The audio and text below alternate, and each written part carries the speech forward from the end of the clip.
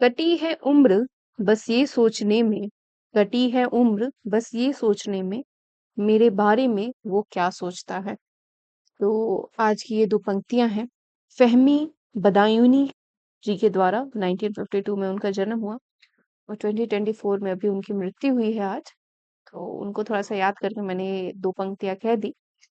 और एस्पिरेंट्स जो होते हैं, जो किसी भी एग्जाम की तैयारी करते हैं, उनका भी हाल यही रहता है कि कोई हमसे मेरा हाल पूछ ले कि आखिर मैं जो इतनी मेहनत कर रहा हूँ, और अगर उसका कोई कितनी प्रिपरेशन करनी पड़ती है हर एक चीज से जूझ के। तो हर एक एस्पिरेंट के लिए एक इंस्पिरेशन होना चाहिए कि अपना हाल खुद पूछिए, अपना ख्याल खुद रखिए और पढ़िए।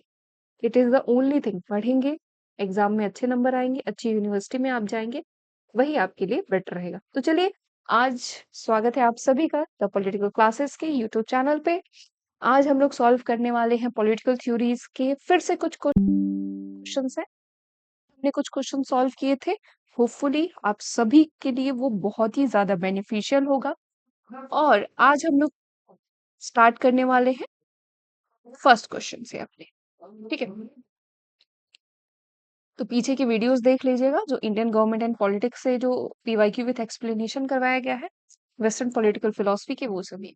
ये सारे क्वेश्चंस बेसिक है, but it will enhance the capacity of a person, of a student. जो लोग भी सीयूटी पीजी या जिनको भी पॉलिटिकल थ्योरी बेसिक लेवल से नहीं समझ में आ रही है, अगर वो इन क्वेश्चंस को सॉल्व कर रहे हैं तो उनके लिए बहुत बेटर है। एंड इन सभी के बीच में आप लोगों के लिए एक और मेरी रिक्वेस्ट थी कि जितने भी बच्चे हैं, आप सभी लोग एक बहुत बड़ी गलती ये कर रहे हैं कि आप लोग नोट्स नहीं बना रहे हैं। ठीक है, बहुत सारे, चाहे वो मेरे बैच के स्टूडेंट्स हों या कुछ भी हो, ठीक है, उन लोग को दिक्कत आ रही है नोट्स बनाने का। तो बच्चे, नोट्स बनाना काफी, देखिए नोट्स तो आपको कहीं से भी मिल जाएगा। ठीक है, आपको ऑनलाइन आप सर्च करोगे, पीडब्ल्यू से मिल जाएगा, बहुत सारी कोचिंग इंस्टीट्यूट्स हैं जहाँ पे फ्री में नोट्स आपको मिलता है। ठीक है, हम लोग के भी। आपको नोट्स बनाना ही नहीं है। जो बुक आप पढ़ते हैं वो भी एक तरीके से क्या कहते हैं, वो भी डिटेल बुक रहती है, फिर उसमें भी कुछ ना कुछ नोट्स टाइप में दिया रहता है। आपको क्या करना है, आपको शॉर्ट नोट्स बनाने हैं। नोट्स तो आपको बनाना ही नहीं है। नोट्स बनाना तो भाई बहुत दूर की बात हो गई, क्योंकि आप पीडब्ल्यू सर्च कर लीजिए, पीडब्ल्यू, दृष्टि, आईएएस, बहुत सारे ऐसे आपके लॉगिन होते हैं, आपके वेबसाइट्स होते हैं जिसपे कि आप किसी भी टॉपिक का आपको मिल जाएगा। शॉर्ट नोट्स नहीं मिल रहा है तो टेलीग्राम हमारा जो चैनल है उससे ज्वाइन होइए, बताइए कहाँ से नहीं मिल रहा है, हम आपके साथ शेयर करेंगे। ठीक है, पूरा का पूरा पीडीएफ या चीजें। अब हम सोचते हैं कि अरे नोट्स मिल तो गए, उसी को पढ़ते रहते हैं, बट अगर आप उसके शॉर्ट नोट्स नहीं बना रहे तो भाई वो गड़बड़ हो जाएगा। अब शॉर्ट नोट्स क्या है, जैसे कोई डेट हो गई, कोई इवेंट हो गया, ये सभी क्या है, ये कहीं ना कहीं से आपके लिए जरूरी है। किसी, कोई बुक का नाम हो गया किसी थिंकर का, किस टाइम पे वो पब्लिश्ड हुई, क्या चीज हुई, ये सभी चीज कहीं ना कहीं से आपके लिए क्या होती है, जरूरी होती है। तो इन्हीं सबको लिख के अपनी दीवार पे आपको चिपकाना रहता है, या आप एक कॉपी पे रखिए। एंड सब दूसरी जो गलती है बच्चे, वो है शॉर्ट नोट्स तो चलो आपने बना दिया, ठीक है, उसका रिवीजन, डेली रिवीजन कीजिए। या तो अगर आपकी मंडे से लेके, अगर मंडे से लेके आपकी सैटरडे तक क्लासेस होती हैं किसी भी कोचिंग इंस्टीट्यूट में, अगर आपकी मंडे से लेके सैटरडे तक क्लासेस होती हैं, कहीं कहीं पर एक दिन में दो दो क्लासेस होती हैं, तो संडे एक दिन रहता है जिस दिन आपको रिवाइज करना है। क्योंकि बच्चे, आप जब तक आपका एग्जाम निकल ना जाए, सेमेस्टर एग्जाम भी है, सभी चीज है, हर एक चीज पे आपको फोकस करना है। तो कहीं ना कहीं आप डिमोटिवेट ना हो, आप चीजें भूले ना, तो इसलिए जरूरी है रिवीजन करना। उस पे फोकस रखिए। दो चीजें अभी तक बना के रखिए, एक तो शॉर्ट नोट्स बनाइए और दूसरा आपका जो है, आप रिवीजन कीजिए। ये दो चीज अगर कर रहे हैं, बेटर है आपके लिए बहुत। और क्वेश्चन अभी सॉल्व कीजिए आप, ठीक है, बेसिक क्वेश्चन है पॉलिटिकल थ्योरी के। तो क्वेश्चन है आज का पहला, the features of post behaviourism is based on, उत्तर व्यवहारवाद की विशेषताएं किस पर आधारित है। कल हम लोगों ने बिहेवियरिज्म देखा, बिहेवियरिज्म और उसी के साथ पोस्ट बिहेवियरिज्म के जो कुछ चीजें हैं। अब उत्तर व्यवहारवाद में की विशेषताएं क्या है उसके बारे में पूछा जा रहा है। ए है फैक्ट एंड वैल्यू पे बेस्ड है, नॉर्मेटिव एंड फिलोसफिकल पे बेस्ड है, इंपिरिकल एंड क्वांटिटेटिव ओनली है, नन ऑफ द। ठीक है, तथ्य और मूल्य पे आधारित है, फैक्ट के साथ, मानक और दार्शनिक है, अनुभवजन्य और मात्रात्मक है, उपरोक्त में से कोई नहीं। अगर आपसे पूछा जाए कि आखिर किस पे बेस्ड है, तो पोस्ट बिहेवियरिज्म जो है, भैया वो निकला तो आपका उत्तर व्यवहारवाद से ही है। तो इसमें कुछ सुधार करने के लिए बस किया गया है। फैक्ट एंड वैल्यू बोथ, आपका व्यवहारवाद भी और आपका उत्तर व्यवहारवाद भी इसी को फॉलो करता है। उत्तर व्यवहार भी माना जाता है, क्या माना जाता है? Anti behaviourism, new behaviourism, new liberalism या न्यू साइंस। ठीक है, उत्तर व्यवहारवाद को post behaviourism is also regarded as, मतलब कि उसको एक और किसी नाम से जाना जाता है। क्या नाम होता है भैया उसका? आप भाई इसका साफ मानिए, न्यू बिहेवियरिज्म। ठीक है, क्योंकि हम जब देखते हैं कि जब हमारे सामने, जब हम लिबरलिज्म पढ़ते हैं, ठीक है, जब मार्क्सिज्म पढ़ते हैं, तो उसमें आगे चल के एक ट्रेंड शुरू होता है जिसको कि नियो, जिसके आगे नियो लग जाता है। ठीक है, नियो, जिसको न्यू भी कहते हैं, हम लोग न्यू कहते हैं ना, नया जो है सिद्धांत उसको। बट इसके यहाँ पे जो हम पॉलिटिकल थ्योरी में जो टर्म यूज करते हैं वो नियो करते हैं, नियो लिबरलिज्म, नियो मार्क्सिज्म। ठीक है, और नियो बिहेवियरिज्म इसके नाम से भी जाना जाता है। कहीं पर भी ये सवाल आए तो घबराइएगा मत। With whom Karl Marx wrote the communist manifesto, Karl Marx ने कम्युनिस्ट मैनिफेस्टो किसके साथ मिलकर लिखा था? हीगल, थॉमस मूर, हीगल और फ्रेडरिक एंजल्स। ठीक है, तो भाई दो क्वेश्चन है आप लोगों के लिए, थोड़ा बड़ा इजी है ये तो भाई अगर देखा जाए तो, अगर जिन बच्चों ने बीए पढ़ा है, ठीक है, बैचलर्स में पढ़ा है, कार्ल मार्क्स में पढ़ा है, तो ये तो सबको पता होगा। फ्रेडरिक एंजल्स के साथ उन्होंने उनकी जितनी भी रचनाएं हुई, ठीक है, आधे से अधिक रचनाएं हो गई, सिर्फ कम्युनिस्ट मैनिफेस्टो नहीं, वो क्या उन्होंने किसके साथ लिखी थी? आपके फ्रेडरिक एंजल के साथ। उनकी कुछ कृतियां थी जो कि पब्लिश नहीं हो पाई थी, आगे चल के फ्रेडरिक एंजल से उनको क्या किया था? उनको पब्लिश करवाया था। ठीक है, तो जब भी आप कार्ल मार्क्स की बुक्स को अध्ययन करेंगे तो उनका टाइम पीरियड भी देख लीजिएगा, क्योंकि कई बार पूछता है कि उनकी मृत्यु के बाद कौन कौन सी जो बुक्स है वो पब्लिश हुई।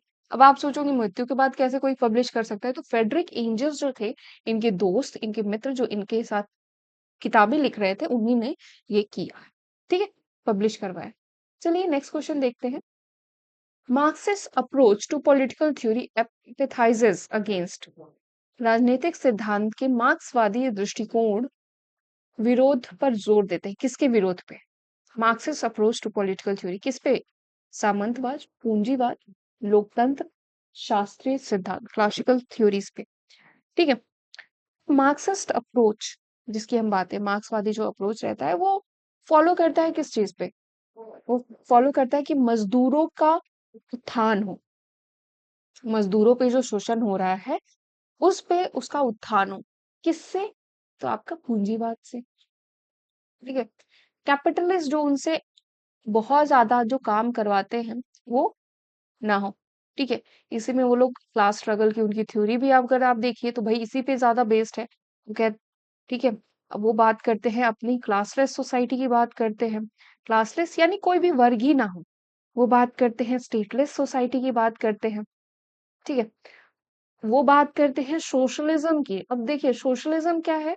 कार्ल मार्क्स का जो सोशलिज्म है वो क्या कहता है कि जब मजदूर वर्ग का जो एक तरीके से अगर आप देखेंगे, जो मजदूर वर्ग जब कैपिटलिस्ट पे जो एक तरीके से डोमिनेंस करने लगेगा उसको हम सोशलिज्म कहेंगे। इसी इसका वो विरोध करते हुए क्या कहते हैं, हमें एक ऐसा सोसाइटी बनानी चाहिए जो कम्युनिज्म पे आधारित हो, साम्यवाद पे आधारित हो।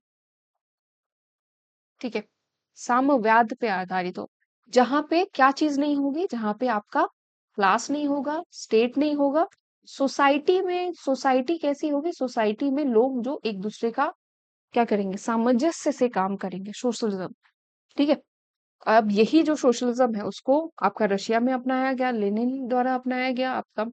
आप और एक और है, मुझे ये नाम याद नहीं आ रहा। ठीक है, उनके द्वारा अपनाया गया। उन लोगों ने अपनी अपनी माओ के द्वारा कि भाई उन लोगों ने अपनी अपनी जो विचारधारा है ना, मार्क्सिस्ट अप्रोच का वो निकाला।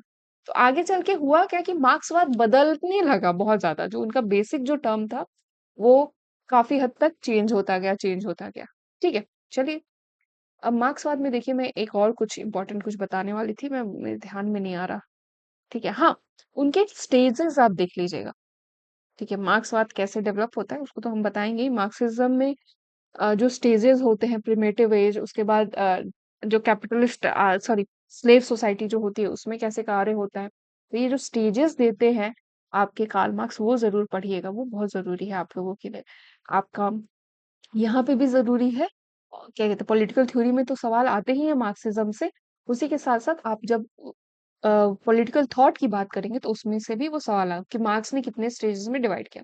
आइए अब बात करते हैं स्टेट के बारे में। State in Marxist approach belong to, मार्क्सवादी दृष्टिकोण में राज्य का संबंध है सुपर स्ट्रक्चर से, बेस से, मिडिल स्ट्रक्चर से, या लोअर स्ट्रक्चर से। ठीक है बच्चे, तो स्टेट का क्या कहते हैं, स्टेट का जो रोल रहता है वो बिलोंग करता है सुपर स्ट्रक्चर से। ठीक है, मार्क्स कहते हैं कि ये बेस होता है। मार्क्स की एक थ्योरी है जिसमें कि वो बात करते हैं बेस एंड सुपर स्ट्रक्चर की। ये बेस यानी कि आधार। ठीक है, मार्क्स का कहना है कि जितने भी सोसाइटी में जो भी चीजें बन रही हैं या जो समाज में जो चीजें हैं उसका आधार क्या है, इकोनॉमी। ठीक है, जो आर्थिक घटनाएं हो रही है और उसी के थ्रू क्या होता है, उसी के थ्रू हमारा निकलता है, उसके बाद आगे चल के निकलता है हमारा, उसी में निकलता है हमारा सुपर स्ट्रक्चर, जिसमें पब्लिक पॉलिटिकल इंस्टीट्यूशन हो गए, ये सभी चीजें हो गई। उसी में स्टेट भी होता है। ठीक है, इसमें आपका एजुकेशनल इंस्टीट्यूशंस भी आ जाएंगे, सभी आएगा। ठीक है, उनका कहना ही है कि इकोनॉमी है तभी कोई एजुकेशन किसी को मिल रहा है, किसी को हेल्थ मिल रहा है, किसी का आगे चल के क्या कहते हैं स्टेट भी कोई कार्य तभी कर पा रहा है, चाहे रेलवे में हो, चाहे किसी भी चीज के ऊपर कोई भी कार्य तभी कर पा रहा है जब उसको पैसा या धन मिल रहा है तभी। वो कहते हैं कि जो स्टेट, इसीलिए मार्क्सिस्ट का जो स्टेट बिलोंग करता है वो सुपर स्ट्रक्चर के अंतर्गत रहता है। अब चलिए 6 क्वेश्चन देखते हैं। एरिस्टोटल कंसिडर पॉलिटिकल एज, अरस्तु ने राजनीति को माना है मास्टर साइंस, गैर वैज्ञानिक अनुबंध, अनुभवजन्य जांच, उपरोक्त में से कोई नहीं। बार बार रिपीटेड क्वेश्चन है आपका। तो मानते हैं पॉलिटिक्स क्या है, एक मास्टर साइंस है। और उसी चीज को जब वो आगे 158 कॉन्स्टिट्यूशन का जब वो अध्ययन करते हैं और आपका जो शासन के प्रकार, टाइप्स ऑफ गवर्नमेंट के बारे में जब वो बात करते हैं, तो वहां से इसी वजह से इनकी जो एक समझ है पॉलिटिकल साइंस को लेके, वो जो है वो जनरेट होती है। बाकी वो दूसरे लोगों को भी इससे रूबरू करवाते हैं। द ओनली रीजन, इसलिए कल हम लोगों ने पढ़ा भी था कि उन्होंने कहा भी कि पॉलिटिकल साइंस क्या है, पॉलिटिकल साइंस के फादर उन्हें कहा जाता है, एरिस्टोटल को। एंड कंपेरेटिव पॉलिटिक्स का भी उन्हें फादर कहा जाता है, तो ध्यान रखिए। मास्टर साइंस कहते हैं कि हर एक चीज का। Who said political science begins and and with the state, किसने कहा राजनीति विज्ञान राज्य से प्रारंभ और राज्य में ही समाप्त होती है? David Held, Ernest Barker, James W Garner, Hobhouse. ठीक है बच्चे, तो अगर देखा जाए इस बारे में, आपका इसको बोलते हैं गार्नर।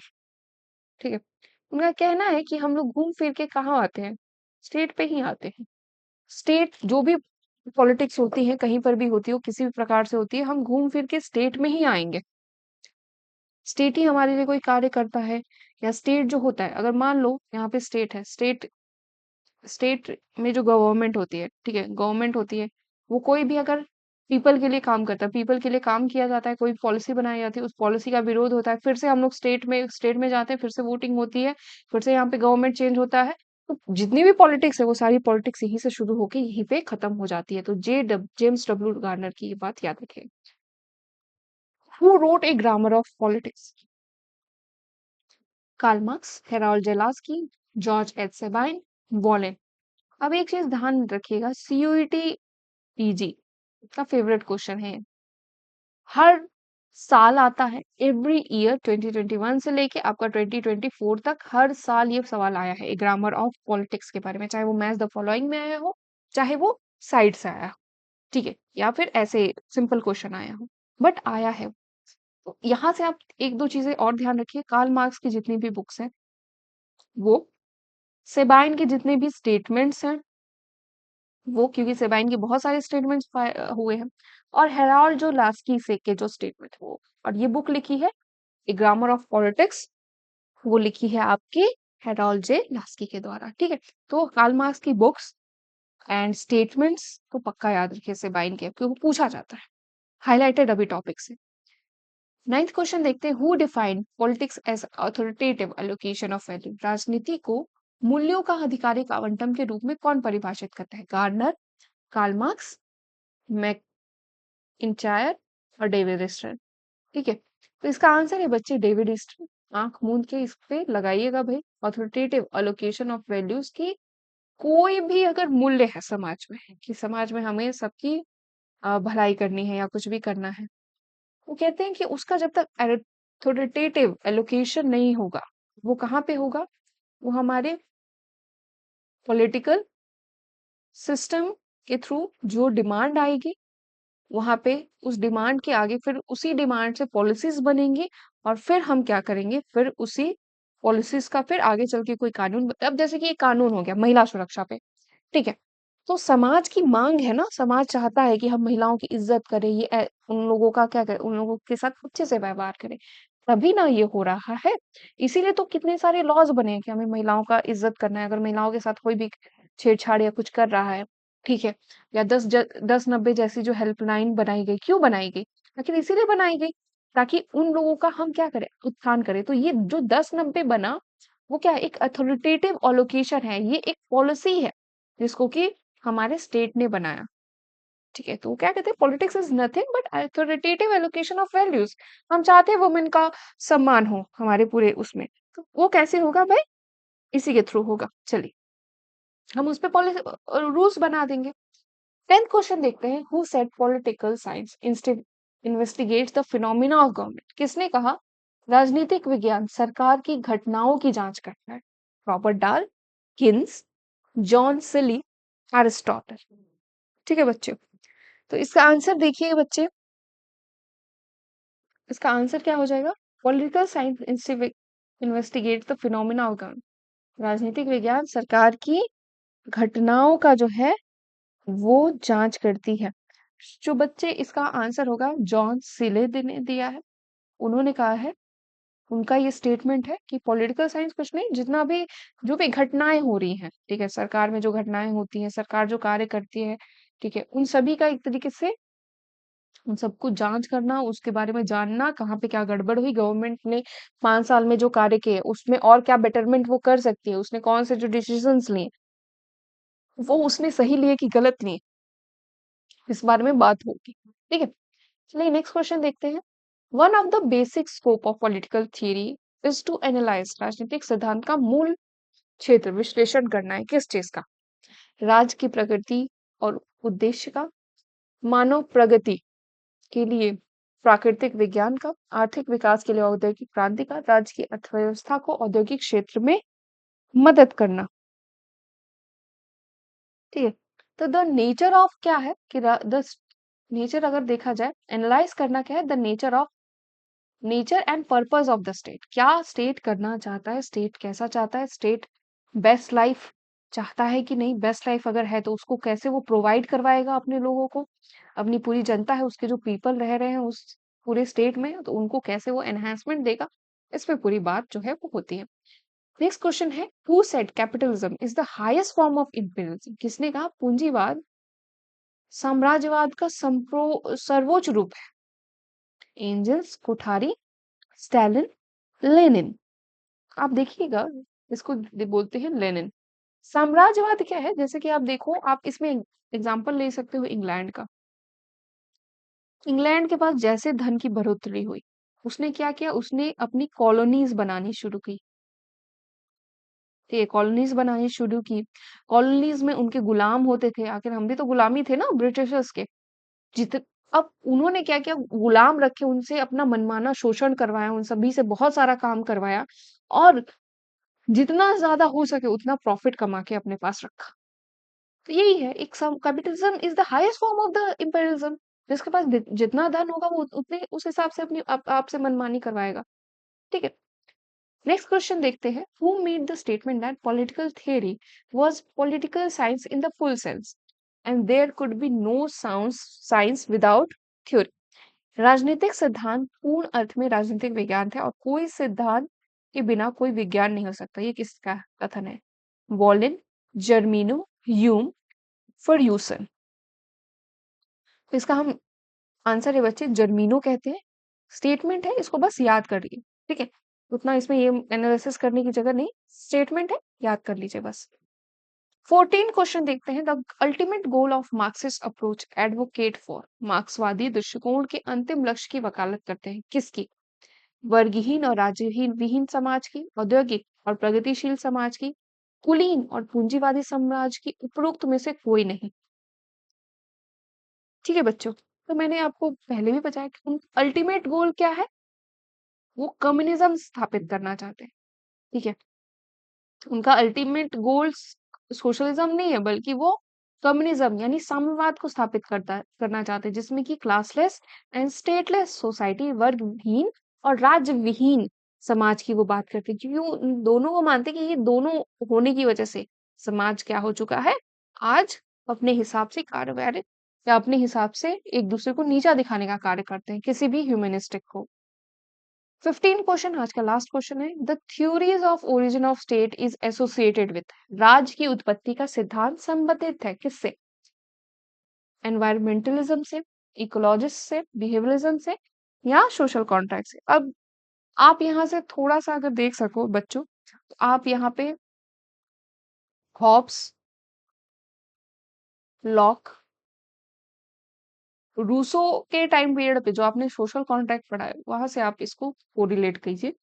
ठीक है, तो सामाजिक अनुबंध जो है वहां से बना है राज। राज की उत्पत्ति का अगर सिद्धांत हम देखेंगे, तो भाई शुरू ही हुआ है थॉमस होब्स।